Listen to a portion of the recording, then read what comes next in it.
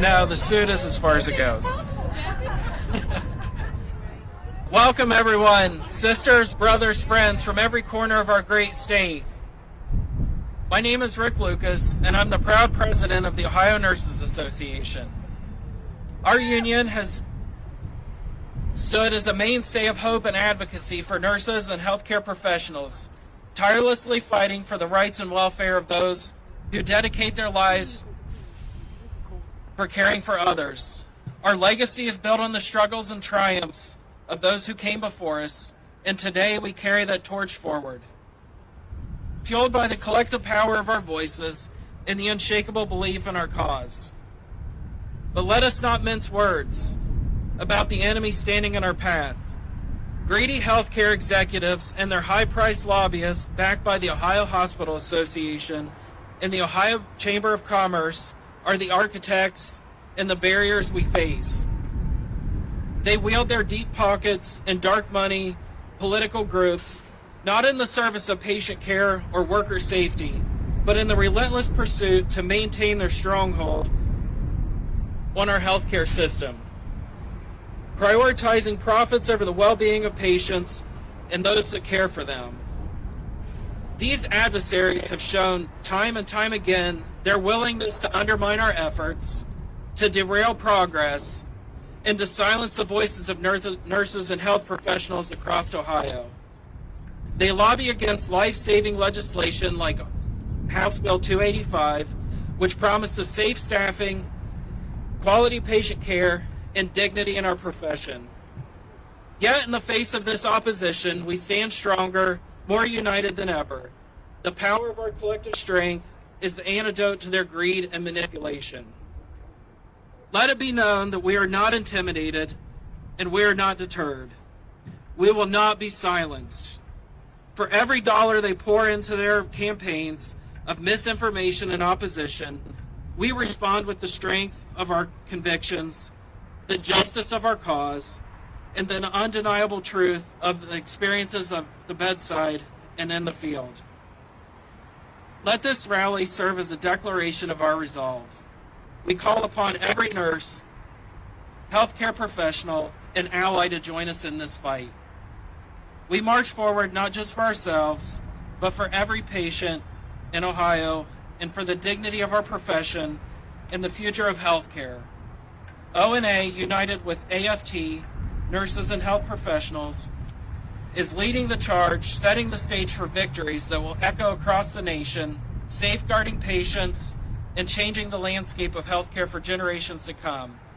Stand with us, fight with us, and together we will win.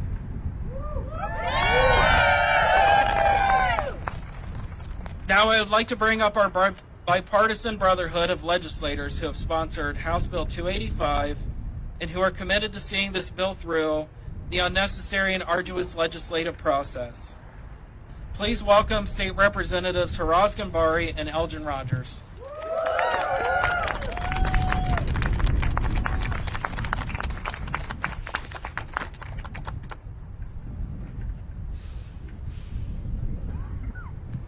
Welcome back to the State House, folks. It's great to be with you all today. Here, my colleague, Representative Elgin Rogers, also representing part of Wood County. I represent Ohio House District 75. One of the things that I want to underscore that Elgin and I brought up when we met with many of you a couple months ago, not too far from our State House, is that this is an arduous process, and we've been navigating a little bit of the proverbial minefields, if you will, to make sure that as we get the ball rolling on this, which it is in full motion forward, but as we prepare to have our first hearing, that we are best positioned to make sure that we are not just having a hearing or two hearings or three hearings, but that we are advancing a bill that is not only very important and critical for all of our nurses, but more importantly is vital and life-saving for those folks that you serve as nurses and the folks that we serve as state representatives, which are the citizens of Ohio and other folks that may be traversing through our state and come down with the medical complications. So we have great support from Speaker of the House, Jason Stevens. Minority Leader Russo is in support as well. I understand both of them spent some time talking with you all today. So I'm looking forward to our first hearing being probably in the next week or so. So I'm encouraging all of you just to continue to reach out to your representatives and also to your senators. Although this bill is currently in the House, as the legislative process goes, it will make its way to the Senate once it clears the House. So initiating those conversations now is going to be critical. But again, the legislative process is a 2-year process. I see more RNs coming through. Sir, come on up if you would like. Dave Kissinger from Northwest Ohio, right here, Dave Kissinger. But just know that we are working on your behalf, and I know the legislative process can sometimes be a slow one, but it needs to be a deliberate one so that when we pass legislation and it gets scrutinized in the courts or by others, the legislation that we pass not only can make a generational impact, but it will stand up to the scrutiny of the court. So bear with us as we continue to work through this. I want to turn it over to Elgin, and if there's any questions from you all, we'd be happy to answer them, or turn it back over to Rick, who's been a great champion and staunch advocate for you guys, maintaining close contact with us quite frequently as we work through the process. So thank you all for being here, and turn it over to Elgin Rogers. Good morning to each and every one of you. Thank you all for being here today. And as my colleague said, yes, this is an arduous task, and he asked you to bear with us, but I'm going to ask you to fight like hell. Things in this legislature do not get done if it's not for the people and the representatives, so we want to thank those folks who are helping to advance this cause, this issue for workforce and safety and patient care, right? This is about you all. You are on the front lines each and every day taking care of our loved ones and those who are sick, and many of us. So we want to make sure those in that State House right behind you and those at Rife Center, that they understand that this is a very important bill and that we are not going to sit back and relax. Back in September and October when we talked about this bill with you all, we told you we're going to need your help and your support. How many of you have sent emails? Not enough hands went up. How many of you sent emails? Today and the rest of this week, we're going to ask that you send emails to your representatives and to all 99 legislators and those also in the Senate to make sure that they hear that we want to make sure that this bill not only gets a hearing, but it gets past the finish line. And by the finish line, we want it on the governor's desk by the end of the year. Does that make sense? Are you with us? Yeah! Don't forget us, because we're with you, and may God bless you all. And remember, 285 is a bill that's going to change lives in this state and in this country. People around the world, around the country are watching how we operate here. So this is a very important bill. So thank you all for your advocacy. Thank you for your diligence. And as my colleague said, this is going to require some resilience. And what I like the term, is going to require some Ohio toughness. So please stick with it and fight like hell. God bless you. Amen.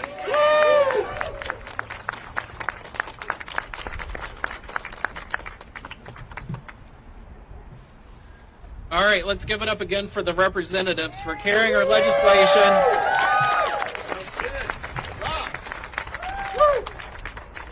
And then I also want to give a shout out to Juanita Brent from the 22nd House District, who's joining us out here. Thank you. So it's also my privilege to introduce Ron Smith, who's with us here today, who is a dedicated blue-collar worker from the Dayton area, a Marine, a veteran, a devoted husband and father. His family has a long-standing tradition of service, a path chosen by his late daughter Tristan. Many of you have read her letter, who dedicated her life to caring for others as a registered nurse. Ron has become a vocal advocate for safe staffing and mental health for caregivers, spurred by Tristan's poignant letter to my abuser, which has shown a light on the urgent need for systemic changes in the healthcare industry. Please join us in welcoming Ron.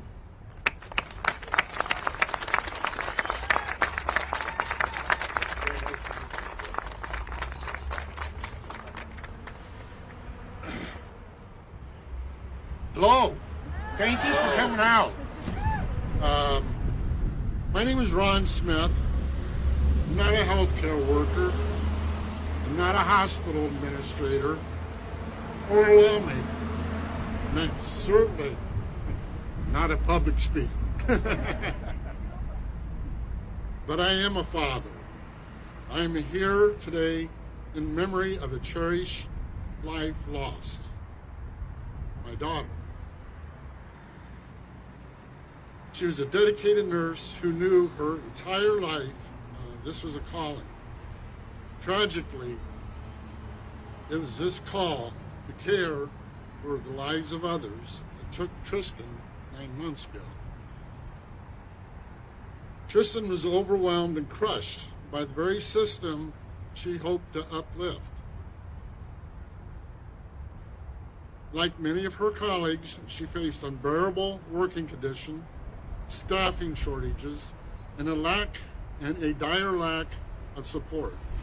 Challenges that made her noble profession a burden she could no longer bear. I'm here today not just for Tristan, but to join a unified call to action. A plea for change that can no longer be ignored. Ohio HB 285 represents more than just legislation. It's a beacon of hope. It acknowledges the cries from the help from nurses across the state who have been stretched too thin, risking both their lives, their patients, and the patient's safety, and their mental health. This bill is not just about numbers and policy. It's about ensuring that no other families endures the pain of losing a loved one to a battle that could have been won with adequate support. The passage of HB 285 would mark a significant step forward towards addressing the nursing crisis that plagues our hospitals. By establishing registered nurse staffing plans, this legislation aims to protect patient safety and support of our healthcare workers, providing them with an environment they deserve.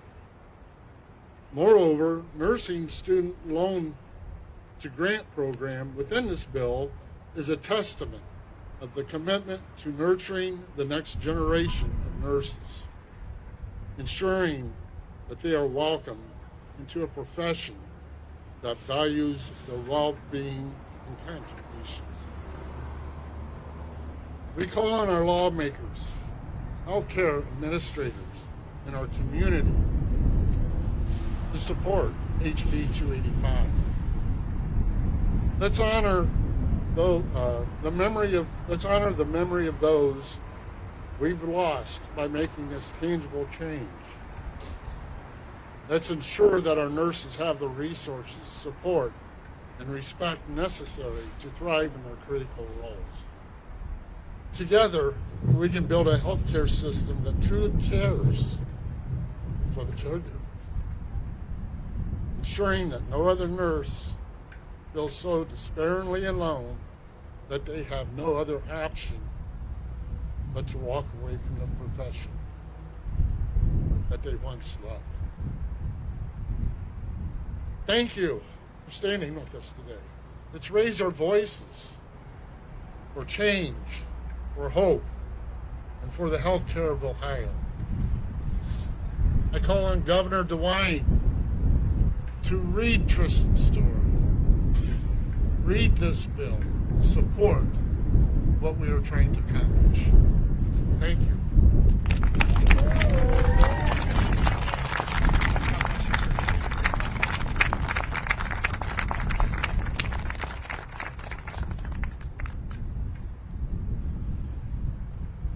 Thank you, Ron, for sharing Tristan's story with us. And I know we stand in solidarity with you as we fight for the change we need. Good morning. My name is Catherine Henderson, and I serve as the chairwoman of the ONA Health Policy Council. We stand together today, not just as individuals, but as a testament to the strength and unity of our profession. We are here because we care about our patients, about each other, and about the future of healthcare in Ohio. Now I want you to turn to the person next to you and say, I'm here because I care. I'm here because I care. All right, let's turn up. Turn up. That's right. And yet, despite our care, our commitment, and our compassion, we find ourselves in the midst of a crisis, a patient care crisis fueled by the chronic understaffing of our hospitals and health centers. This isn't just a challenge. It's a full-blown code red emergency that threatens the very heart of our profession. But how did we get here? For years, healthcare professionals, unions, and advocates like us have been sounding the alarm, warning of the looming staffing shortage, and then COVID-19 hit, accelerating this crisis to unprecedented levels. Nearly 1 in 5 health professionals quit their jobs since the pandemic began. I know you know. Now, this is just not about numbers. It's about what these numbers mean for patient safety. Adding just one extra patient to a nurse's workload can dramatically increase the risk of in-hospital mortality and readmissions. It's unacceptable and it's dangerous. Who's to blame? Let's not mince words. The villains in our story are the greedy healthcare executives and their high-priced lobbyists. They're fighting tooth and nail to prevent meaningful change, to keep the overworked, undersupported, exposed to violence, all while denying Ohio's patients the care that they desperately deserve and need. It's all about the dollar for them. But, my friends, today marks a turning point. Today we draw a line in the sand. We demand the freedom to provide safe, compassionate care. This fight isn't just for us. It's also for the next generation of nurses and health professionals. It's for the future of Ohio. Ohio House Bill 285, the Nurse Workforce and Safe Patient Care Act, is again our beacon of hope. It promises to establish minimum staffing standards, create a loan-to-grant program for nursing students, and ensure hospital accountability. But this bill needs our voice to become a reality. So now what do? We get off the sidelines and we get in the game. We need every nurse, every health professional, and every patient to stand up. I need y'all to start turning up. We need to speak out. We need to demand action from our state representatives.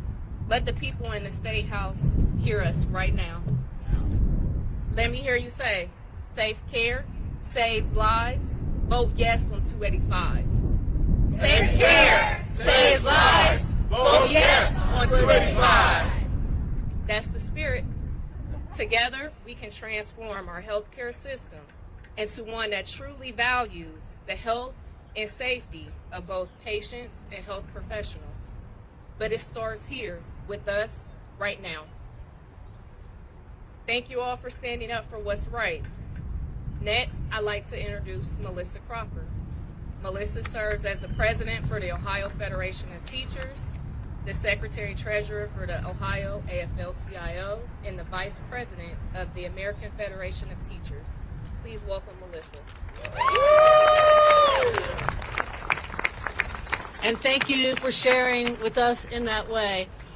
Today I'm going to speak to you a little bit differently than I usually do because I want to speak to you from the heart and in a personal way. But I say these words knowing that every one of my members could tell similar stories. You just heard from Catherine about why this is needed, what the problems are. You've heard from other speakers about what the problems are. I'm going to tell you why I think we need to listen. In the most joyful times of my life, a nurse has been there. When I gave birth to my 5 children, it was nurses who were in the room, the first people who were there to congratulate me, to support me, to help me. It was a nurse who taught me how to give a bath to my first child, how to breastfeed my first child, and how to do all those kinds of things. And that's always been the case in those joyful moments of my life, but also in the most horrible moments of my life, a nurse was there. So when I had a problem during childbirth, when a cord got wrapped around the neck of my child and we weren't sure what the next steps were going to be, it was a nurse who realized that there was a problem and who made sure that I was able to have a safe delivery.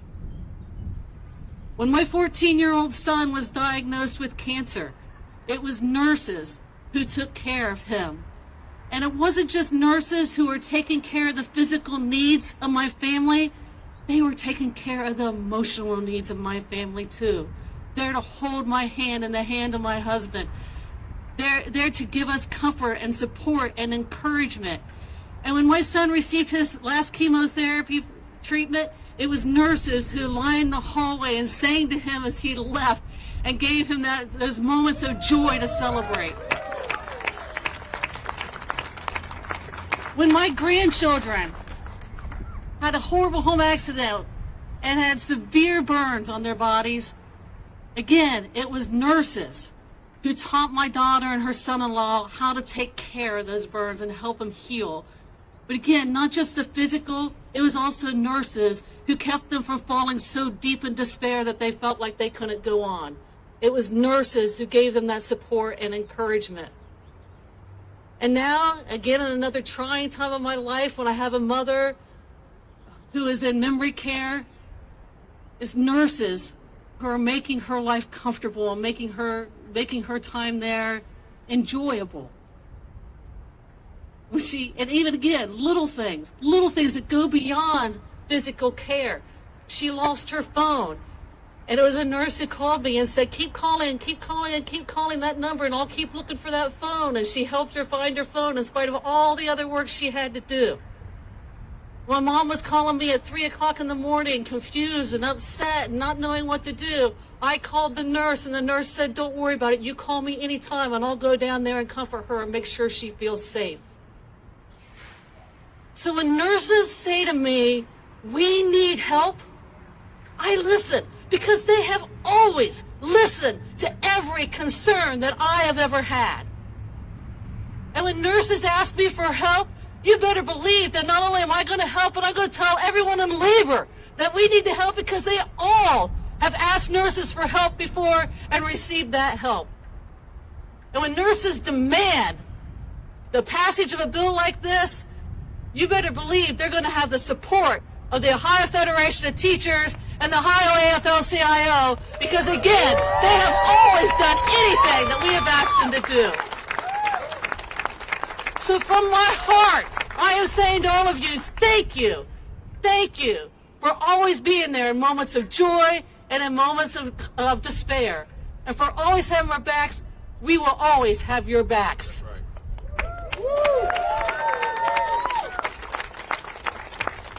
And I know that the next person I'm going to introduce to you is going to even drill that message home even more.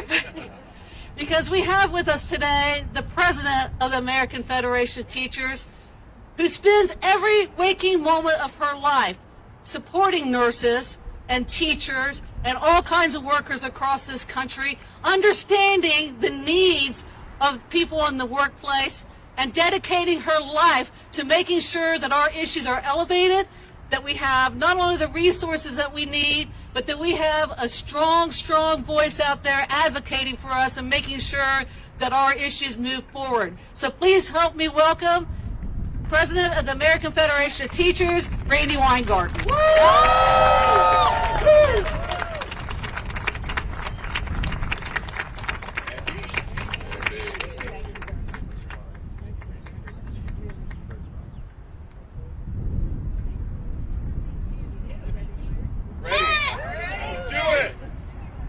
So, how do I follow that? So I'm putting my notes away and just saying this. What Melissa just said,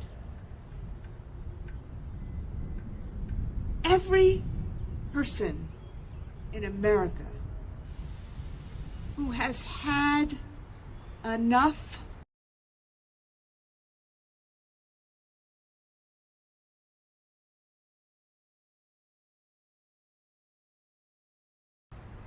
money.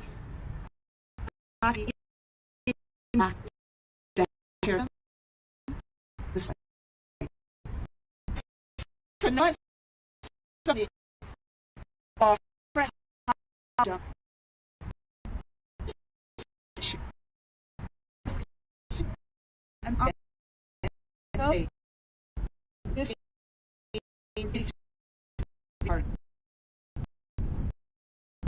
the part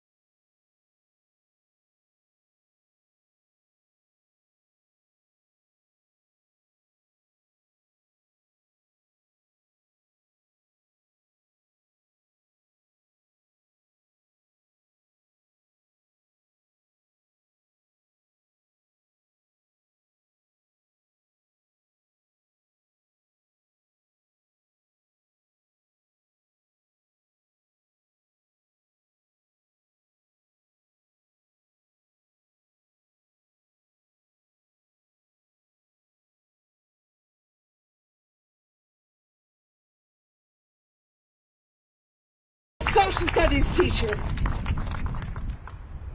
I understand democracy. And I understand what's going on today about the chaos and the division and trying to divide people. No one asks a patient when they walk into any of your hospitals, are you a Democrat or Republican? No one does.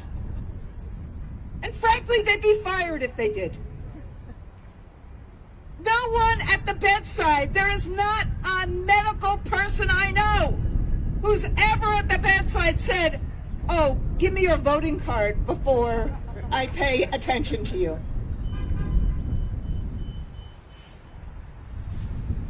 What's happened here? We all have the stories that Melissa has told us about her own life. I would never have been able to do my job because both my mom and dad suffered for years. And thank God for nurses who would call me at 2 o'clock in the morning and say, Dad just fell. And how I would try to race to find and get there. Or my mom with cancer over all those years. We all have those stories. So what happened here? What happened here, Tristan, the others said it, it is greed. And it is priorities. And part of the reason that Ron has to speak every day about his daughter, and part of the reason I am so grateful for these two men, is because to get through that greed, we need to have your voice. Not only your work, but your voice. Not only the great work you do every day, but the voice, telling our stories, speaking up for patients, not being denied. That's right. We need you to be in that House and in that Capitol and at those hearings, not yelling and screaming at people, but talking to people, looking them in the eye, talking about the importance and not being denied. And let me say one more thing. I hope it's clear from both Melissa and myself that we, who, by the way, the AFT, and UAW, we are competing for being the fastest growing union in America. We're competing. That speaks volumes. We have more members today than we've ever had. That speaks volumes. And this campaign is my #1 priority.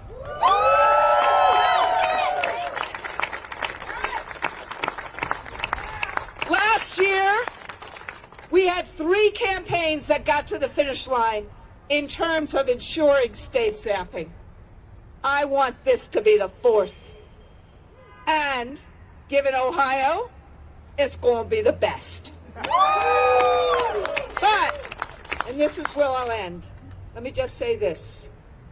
This is an all-in approach. That's why you have our friends from Oregon and from Connecticut who last year were in the same position you are in right now and won their campaigns because we were not going to be denied. That's right. But we know it's not just about lobbying. It's not just about voting. We at the national level are doing all sorts of things to take on private equity. Because every time a gazillionaire or a billionaire ends up using private equity to close a hospital or reduce staffing, he is denying Americans their fundamental freedoms to health care. And so what we're doing on the national level is we're going to the FTC, we're going to the Justice Department, we're going everywhere we can with as loud a voice as we can to say no more profits over people, no more denying stories so we have the deaths and suicides of nurses, no more violence in hospitals, no more staffing that nurses can't deal with anymore. We're fed up. You're fed up. And your national union will stop at nothing, whether it's on Wall Street or Main Street, to try and make this better for the people who make our lives better. Thank you.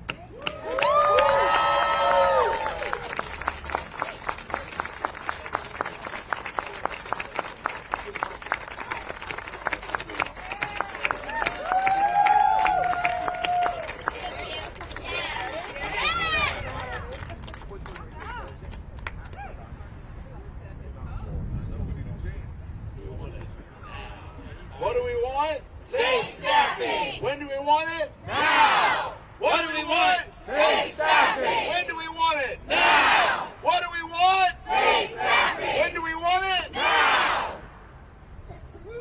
All right. Well, thanks everyone for attending today. This is just the beginning of our collective fight for a system that works for Ohio's patients and healthcare professionals. You know, if Mr. Smith can come out here and talk about his story and be vulnerable and use his voice, we all can do the same thing.